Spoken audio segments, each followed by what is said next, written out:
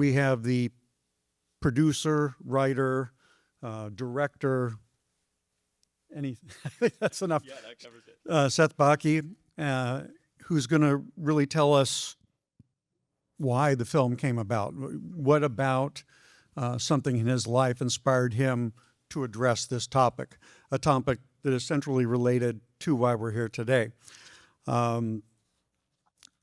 Also, the perspective of people that are directly impacted as being represented by an individual in this film, to get a sense of their perception, the reality of it, the lack of realism, does it hit the target? And so to have an understanding of how they feel about this. Then there's your perception and how you feel about this. And basically a mixture of those variables should lead to an interesting conclusion, at least within yourself, as to what you feel a film like this contributes to everything that we're talking about today. So I've already talked about Seth, who this is his film, and he'll have a great deal to say about that as I question him. Otto, Lana, and his mother, Shelley. Otto is a supreme advocate of multimodality communication community, which is difficult to say, so I just say MC squared. That makes life a little bit easier. And Shelley acts as his communication partner, and that's what I am here. These questions were written by the panel members, so I'm basically just an orator or a communication partner. We then have Steven Tran, who's a postdoc researcher here at UCSD. Behind us should be Peter Tran, who's an autistic typer, a certified life coach, and a poet. And lastly, his mother, Dr. Joyce Tran, who's also his communication partner. So that being said, I think we should just directly move into asking certain questions as to how this film exists. Wonderful. Everyone can hear me okay? First, I wanted to thank the entire Autism Tree community, Dana, Rebecca, Dr. Levy. Thank you all so much for having me. I'm so excited to share this film with you and how it came to be. So it originally actually started from my own family experience. So I guess in the past couple years or so, I have been taking trips up to Salem, Oregon to help take care of my cousin Aaron while my Aunt Julie was in the hospital. And basically for context, Aaron is a 30-year-old autistic individual, partially speaking, so he can say some certain statements and really, focus in on some words and sentences. But other than that, I had always had this longing to understand what he was thinking, what his thoughts and his feelings were, and his wants and his needs. And that kind of longing and my own relationship with Aaron prompted me to come up with the idea for the film of having a movie with Aaron in it about these themes. So I started kind of having conversations with people about that in Los Angeles, which led me to Father Mark Mannion, who's a priest in the Catholic Church, who had heard about the experiences of the Tran family, and specifically Peter, who you'll see up on the live stream here, and his gift of communication, particularly through poetry. So Father Mark introduces me to a poem by Peter Tran from his book, My World as a Poem, titled The Ladder. And I'm excited to read it to you now because it really had an impact in the way that we shaped this movie. So this is titled The Ladder by Peter Tran. Early memories. Mom, I see your smiling face, soft brown eyes, and gentle voice. But it was just sounds. I heard lots of sounds. Just hated the confusion, hurt my brain. Only I did like your voice talking to me. Not to others. The fast conversation was grating to my ears. But when you talked to me, only me, I heard domes, valleys, sails, welling with meaning. There was joy in that one. Warm happiness would fill my heart. A stern edge, better pay attention. So the sound slowly took recognizable form. Like a sculptor carving a man out of a shapeless rock, ABA helped my brain to see the forms. After dreary years, I could understand most. It was a secret I wished you could guess, but you couldn't. No one knew. When you'd say, throw that away and come over here, my feet would not move. I was stuck, but I understood. But who could tell? Hot frustration like a volcano would flow at times. You simply didn't know why. I was in Alcatraz. I prayed, God, let me out of this silent prison. Let me out. Then it happened. An angel picked up my hand, and the words took shape on the screen. Darlene asked me, what party does the President of the United States belong to? Democrat, my fingers replied. I could type. The ladder dropped in, the prisoner climbed out. My heart opened to the world, and Dad fell out of his chair.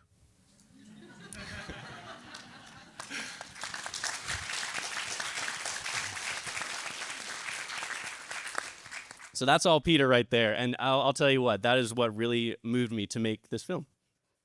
So after you met Peter and his family, what did you learn about that community of multimodality communicators and typers in general through that connection?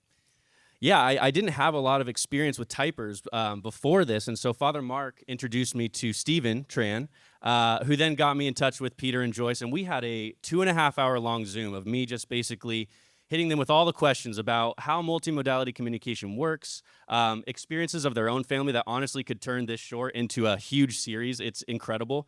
And then after that, Joyce invited me to Descanso Gardens, where Peter loves to walk, and I got to witness practically how that communication works and how Peter and Joyce work together to give him the gift of communication. After that, meeting the rest of the family, hearing about Otto's story and the Mod Squad and other typers in the community really gave me a grounded reality into how to make this film.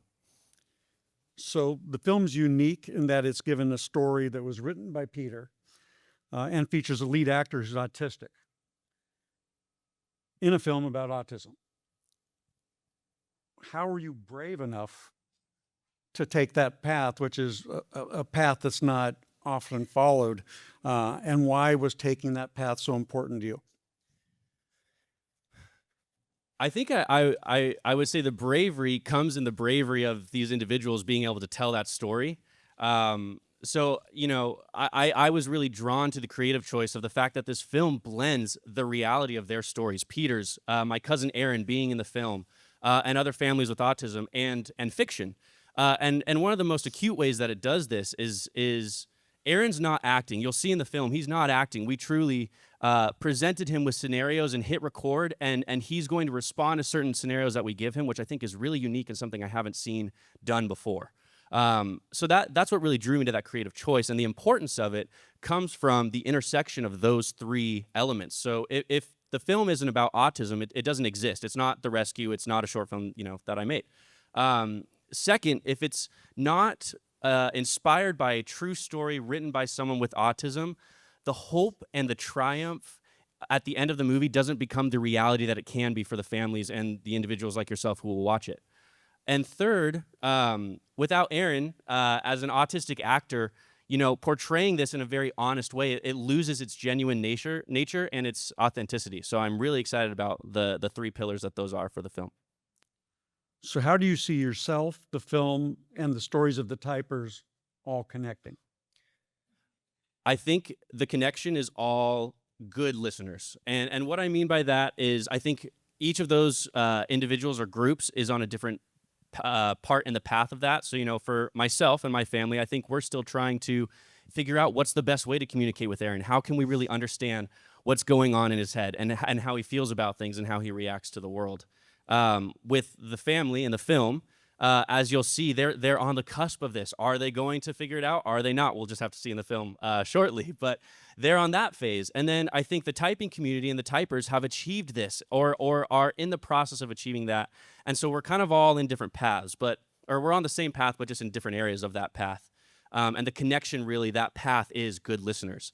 And I think G.K. Chesterton puts this really well. He says there's a difference between hearing and listening, where hearing is more passive, while listening is an active approach to the thing that you're hearing, and often prompts you to a response or a call to action of that thing. So the connection here is the good listeners in the three categories of the story.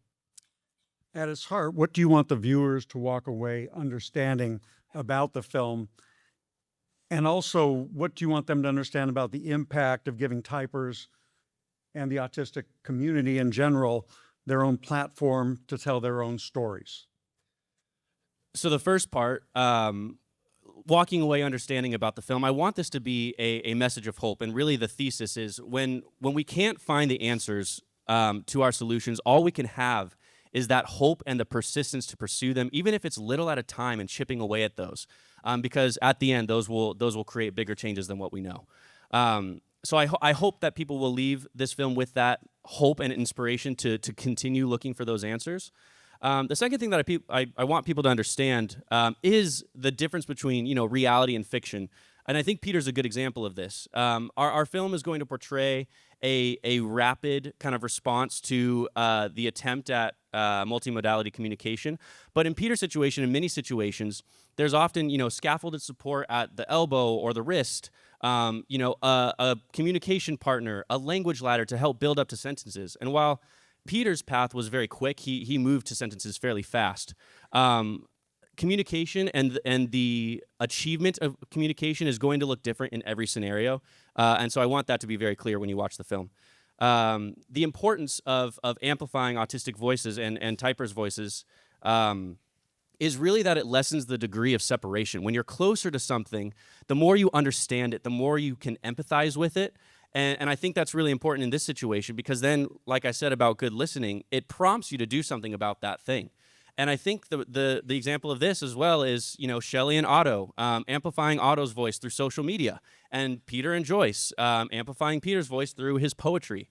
And without them doing so, I wouldn't have run into this story and made this film. And so you're seeing the ripple effect of how their actions in that sense has, created a broader audience for something like this. Many disabled people are told growing up that independence or autonomy means doing it yourself. Your vision for the film clearly didn't happen in a vacuum. Can you talk about your circle of support and the community that helped bring this film and idea to life? Yes, there are three really major communities within this. The first is my family, who are partly here today as well. They have always supported me financially, physically, being on set while we were shooting the film, emotionally. So yeah, my mom, my dad, my brother, and then also the outer reaches, my aunt, trusting me with this project with my cousin, and my grandparents and my other aunts and uncles who are always being really great cheerleaders for that. The next one is the crew and their patience and their diligence. When you're in an on-set environment with someone with special needs or neurodiversity, it does require a particular attentiveness, and quiet on set takes on a whole new meaning. I mean, you're not just quiet on set when you're rolling, you're quiet on set all the time to really allow Aaron to flourish and to be able to do his thing, which was really special, and they really worked well with. And next is the cast. Having that adaptability. If Aaron wasn't ready to do a scene, we bring in Matthew Campbell, who was Aaron's stunt double in the film, which you'll see. And he would hop in, and the actors would pivot into the next scene. And they were always ready to do that. And it really showed their craft and their improvisation that without all of those three, I couldn't have made the film. And I really relied on their support, their trust, and their hard work to do so. Can you share some of the kind of unseen elements with regard to bringing the film to life? The support of the Tran family, the support of your mother, any other voices of influence or an encouragement from outside individuals, the Q, otherwise? Yes. We'll start with the Tran family. I mean, they were an open line of communication for this entire thing. Whether it was asking questions about, hey, does this make sense? Does this work? I sent them the script ahead of time to just make sure that everything looked good there, and then the first cut of the film went to them. So yeah, they were constantly providing notes, which was great. Other members, my mom was an on-set caretaker for Aaron while we were there, which really allowed me to focus on the art form and the craft of this film so that she could read Aaron and be like, hey, he can do this scene now. We're ready to do this. Let's do it. Or, hey, we need to pump the brakes and let's find an alternative for this moment, which was great because then, I could really focus in on the artwork itself. Other members of the crew came in with their experiences with the neurodiverse community. Matthew Campbell, the double of Aaron, he has a sibling with Williams syndrome, who he was drawing on that for his performance as the double. And then my assistant director, Jillian Caforio, she has a brother with autism, and she was, allowing her perspective on things. Maybe we should do this scene this way. Maybe we should do that performance that way. And those voices all coming together really started to shape the projectile of the film, which was very cool. Lastly, and this is a question from Otto, the film covers sensitive and emotional subject matter. Is there a content warning you'd like to share with the audience, and why do you feel it's important to include that context? Yes. So this is kind of something that's very interesting with the indie film space. You know, if you're going to go watch a movie in theaters, you know the rating. You get a G, a PG, a PG-13, that kind of a thing. You know what you're getting into. With the indie film space, it's kind of a mixed bag. So a content warning is really there to enhance your experience and to prep you interiorly for what you're about to watch. So that's the importance of something like this, especially in a short film world. But as far as our film goes, the sensitive warnings that we would like to give, the first one is auditory. So as you heard in Peter's poem, sounds that are grating to the ears. We really tried to lean into that with some of the voices in the film, as you'll see. And then as well as the visual cue. So he also mentions this kind of imprisonment situation. And we drew a parallel with that with a hostage situation. So you're going to see what Hollywood traditionally calls scenes of distress or peril, which is basically, you know, bound at the wrists, bound around the mouth, and the struggle to get out of those things. So yeah, that's the warnings, and I think that's it. I think that's an important thing to remember, because the warning is also specific to the members of this panel, and getting an understanding of how they feel about the film and how they feel about how it represents their story is a very important part of this. That being said, can we start? Let's watch it. Yeah. I'm going to switch gears and have Seth now address really the members of the community of MC Squared and address them with specific questions to get their impression. Yes, I'm very excited to open it up to the panel as well. And so we're going to just go ahead and start with some introductions from the individuals themselves, starting with Otto. Feel free to introduce yourself, Otto. My name is Otto Lana, and I am the funny one. I am the sarcastic, satirical wordsmith.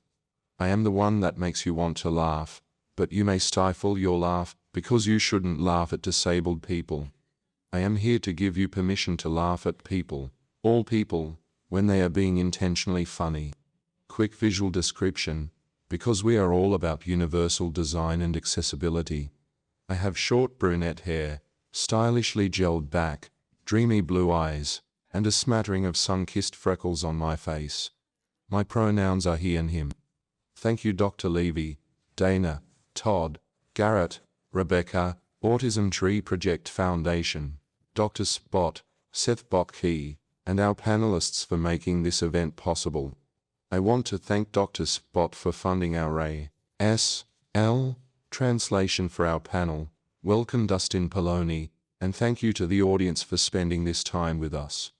Time is a valuable commodity, and we appreciate you investing your time with us. I can confidently say you will receive a great return on your investment. One last thing, I am not an educator, researcher, physician, or therapist. I am, however, expert in my own lived experience. We do not intend to trigger, harm, marginalize, or offend anyone with the descriptions of our memories. Having the confidence to try new things, to reevaluate, to readjust when things aren't working is how we all succeed. Please do not fear failure. We fail far more times than we succeed in life. If you are not failing, you are not trying. Thank you very much, Otto. And along with Otto today, we have Shelly, who is Otto's communication partner. Yep, there's Shelly. And then we have Steven Tran over here, who is brother of Peter. Hi. Yeah, I'm Steven. I'm a researcher in Jonathan Sabat's lab. I'm also Peter's older brother. Excuse me, he frequently gets panic attacks, and so he pre-wrote all his answers, which to the panel questions, which I'll be reading out loud. Yeah, so they'll be joining us via Zoom. I believe they're here with us now. All right, we're camera off, so. Well, here's an introduction that Peter wrote. I'm a senior in college at Cal Baptist, a psychology major. I do my major communication through typing on a keyboard or speller board. I work as a life coach on the side, which I love. My main job is battling my OCD so it doesn't take over my life, for which I use every psychology and life coaching trick in the book, plus tons of constant prayer. I'm living proof that God's real because there's no way I could be here talking to you sanely without his grace, plus the love of my parents and 6 siblings and friends. Happy to be here, but excuse me in advance if I get a panic attack and run off. I just wanted to be here to thank Seth and advocate for nonverbal typers. Fantastic. Well, thank you all for being here very much. So now I'm very excited to open up the floor to them to answer some questions I had about their experience with the film. So to start, you'll see as you've seen in the film, that there are a couple different groups that are represented. We have the family through mom and dad, the individual himself, therapists and researchers. And so I guess the question to the panel is, how did you feel that your group was represented in the film? And did you relate or find differences between your own experience and that of the film? Here's Peter's answer. It felt very satisfying and empowering to type my first words. I just loved the expression on Aaron's face because I felt the same. Otto, how about yourself? The physicality of the restraints were jarring for me. Yes, the idea of being overlooked and underestimated rings true, most definitely, and I witnessed peers being physically restrained, which was always horrific. My stress response was more withdrawn, not a fight response. That withdrawing was perceived as non-compliance or incompetence or lack of commitment or concern. Great. And Dr. Levy, how about you from the research side? We were fortunate with my son Dylan in that he was in an environment where the teachers really took ownership of the children in class. Dylan couldn't sit, he could only perch. And so the first day of 3rd grade, everybody's sitting and Dylan's perching. So his teacher asked all the other kids to try to perch for as long as Dylan could. And obviously none of them could because Dylan could perch all day. And so it became more of a thing that was heroic as opposed to a thing that discriminated and made him different from other people. I want to also bring it over to Steven because, in the film, you only have so much time and so much allotment of characters. And so we kind of missed out on the opportunity to show a sibling in the situation. But I think, Steven, you come from a really unique perspective in being a sibling and a researcher as well, if you don't mind sharing about that. Yeah, actually, us siblings had a similar thought towards Peter that was actually displayed by the characters, in which we assumed that he had cognitive disability because based on his external behaviors, it appeared like he wasn't able to interact with us. So we assumed that he didn't understand social engagement and interactions. So just like the movie, we would actually attempt to get Peter to learn new things or interact with us using really simple reward mechanisms like trading his favorite food for an interaction. Though in Peter's case, he actually prefers rice crackers over strawberries. The movie got that part wrong, but it's okay. So I can't overstate what a revolution it really was when Peter started typing, and we could see just in front of us that he had such a depth to his emotional understanding and cognition that I had never knew before. He actually has a higher verbal IQ than even I do. And so when Peter started typing, what happened in the movie actually happened. My dad did fall out of his chair. True story. So on that, actually, I want to discuss kind of the differences between fiction and reality. And in Hollywood, you're only given a certain amount of time, especially in a short film, to portray something like communication by typing. And as I mentioned earlier, it took Peter a lot more time than it did in the instances that you saw within the film. And so I'm curious for the panel, how much creative freedom do you think is appropriate for something in Hollywood or artistic expression in a story like this without misleading an audience or giving the wrong impression? So Peter says, art, including the literary and theater arts, needs to capture and highlight the core meaning of a true experience, and the rescue captured mine beautifully. Thank you, Seth, for seeing me. They see me as a brother. First and foremost, my autism is incidental, not fundamental. I'm the baby of the family, So birth order is probably just as important as my diagnosis. They are my fiercest champions and loudest cheerleaders.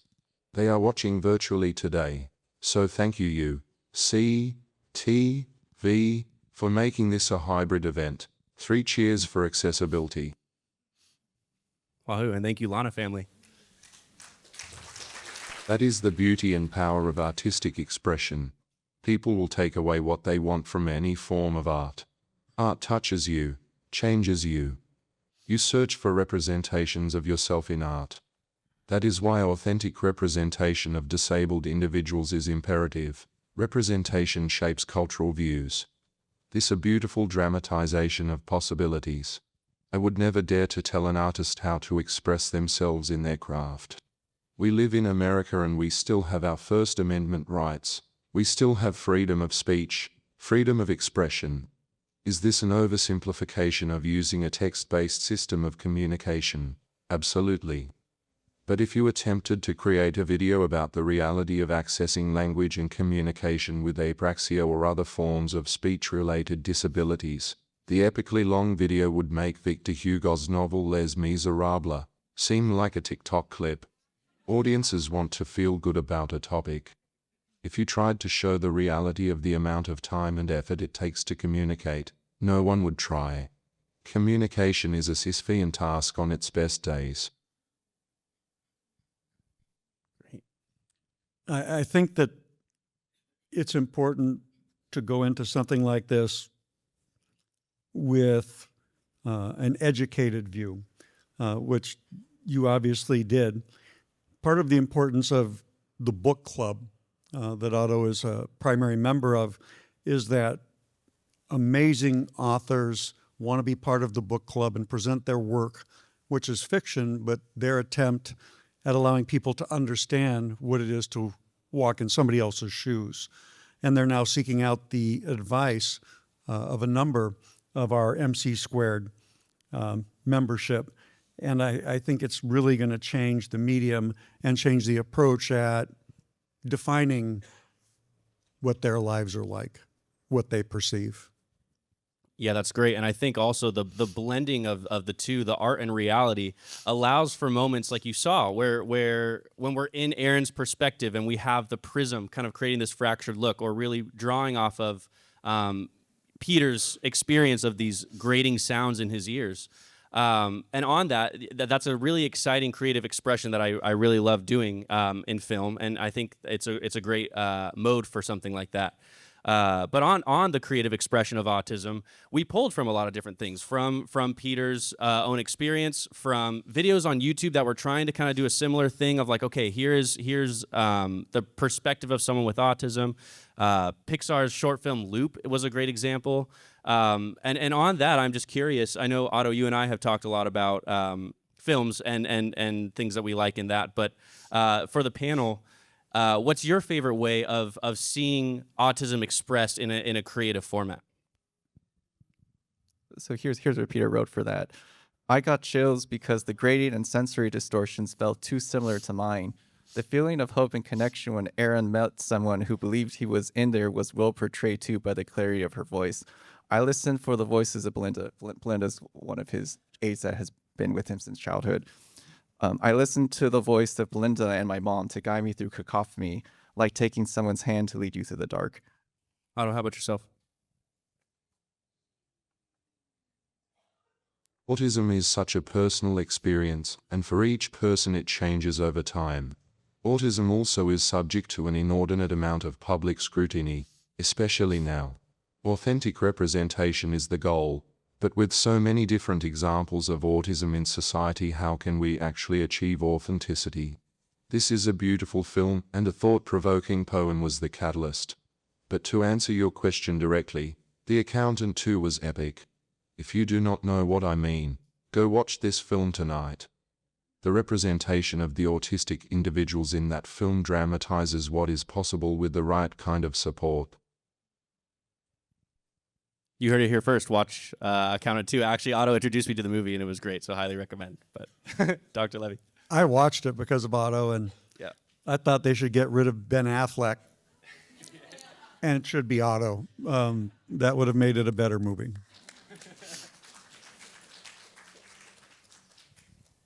On that of having Otto being in a movie, I'm curious to a little fun question for Otto and Peter. We'll start with Peter, but if you could be in a movie, a character in any movie, whether it's sci-fi, western, action, adventure, superhero, who or what would it be and why? So his Peter answer is, I felt more like No Name in Spirits Away, who loves San because she saw past his monster and tainted with her kindness and willingness to connect. But someday I would like to be another San to help others to be their true selves through understanding and friendship. That's my goal as a life coach. I would create a modern-day Cyrano de Bergerac, where I would be Cyrano. The setting would be a high school. The main characters would be the superstar athletic quarterback who bumbles his words and reaches out to Cyrano, the nerdy student who uses C to communicate and volunteers in the AV department for help to win the heart of the head cheerleader, Roxanne. The ending will be classic. Cyrano and Roxanne drive off into the sunset in a self-driving car. That is the film I want to see. That's awesome. It sounds like Otto and I will be doing some work in the future together. So if anyone's interested, let me know. But on the rescue, we depict a family that, as you see, the dad mentions, going through the revolving door of different therapists and researchers and medical professionals and looking for that answer. And where he says, this is Diana's first session, but this is Aaron's 50th. And they still are having that hope and looking for that solution to something like this. And so I know that there's families out there who share that similar experience. And so my question to the panel is, what message do you have for families like that and families like the one in the rescue? So Peter's message is never give up. The person, the soul, is there hoping to be rescued. Typing for me was the ladder dropped into the well that I used to climb out and emerge. I was always there begging for God for a way to let others know I was in there. He answered by giving me typing.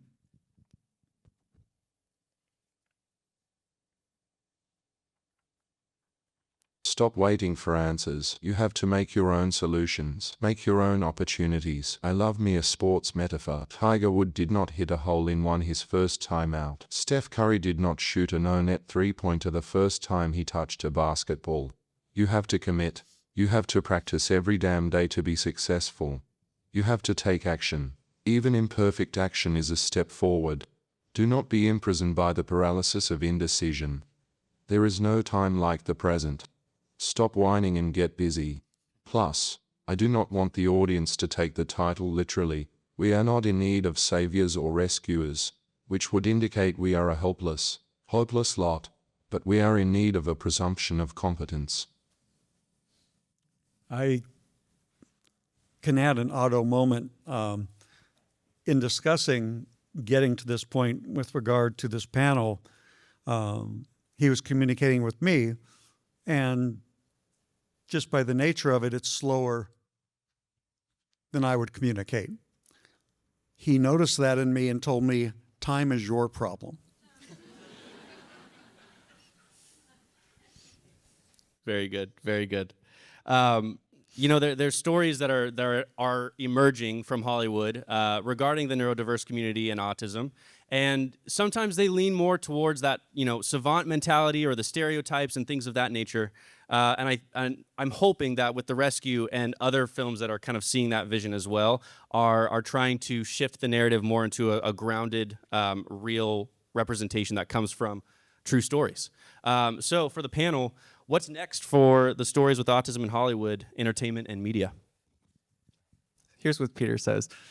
When I was trying to practice getting on the plane to Hawaii for my parents' 40th anniversary, the most amazing things happened. Mom and I were praying constantly to get us out of some crazy scrapes that my OCD and anxiety had gotten us into. Each time, God sent an angel to help me, like a sweet mom who gave me a rubber bracelet to bend that her friend's autistic kid had used to get on the rides at Disneyland. This got me on the plane. Another time, Leticia, the restaurant manager at the hotel, brought me mango casein-free sorbet so I could get my meds down. She eventually moved an entire refrigerator into our hotel room. This is the reality that needs portraying. God is our Savior, works His grace through people. I wish people could see how crazy essential their love is. Thank you very much. How many times has Rain Man or something about Mary been used to describe autistic traits?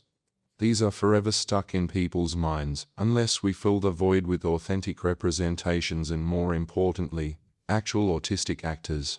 We, as neurodiverse individuals and allies, will have to do the heavy lifting, I'm afraid.